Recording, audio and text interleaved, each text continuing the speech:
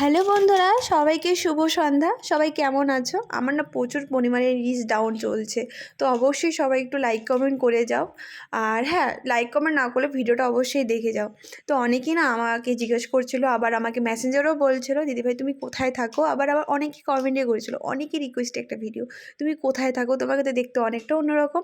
তো আমি থাকি জয়গাতে। জয়গাতে অবশ্যই চেনো, জানি না চেনো কি চেনো না, কিন্তু হ্যাঁ, জয়গা ভুটান বললে অবশ্যই সবাই চেনে।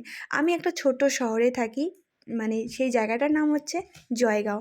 কিছু কিছু মানুষজন আমাকে বলে আমি নাকি ঝোপড়পট্টিতে থাকি। আচ্ছা, তোমাদের দেখে মনে হচ্ছে যে আমি ঝোপড়পট্টিতে থাকি? যাই হোক, আর ঝোপড়পট্টিতেও কিন্তু মানুষরাই থাকে, পশুরা কিন্তু থাকে না, তাই না? ঝোপড়পট্টিতে থাকো বা শহরে থাকো বা গ্রামে থাকো, যেখানে থাকো না কেন, থাকি তো।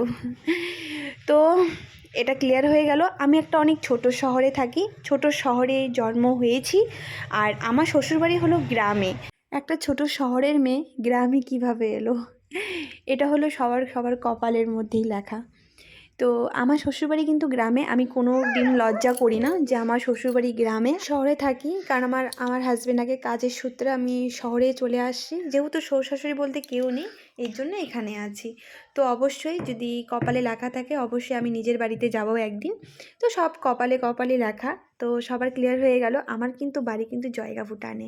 তো একটা ছোট শহরে থাকি, কোনো ঝোপড়পট্টিতে থাকি না। আর ভাড়া বাড়িতে থাকি, নিজের ইনকামে, আমার নিজের হাজব্যান্ডের ইনকামে থাকি। কেউরও খাই না, কেউরও পড়ি না। তো কোনো ঝোপড়পট্টি ঠোপড়পট্টিতে থাকি না। আর সব জায়গায় কিন্তু একটা করে ঝোপড়পট্টি আছে।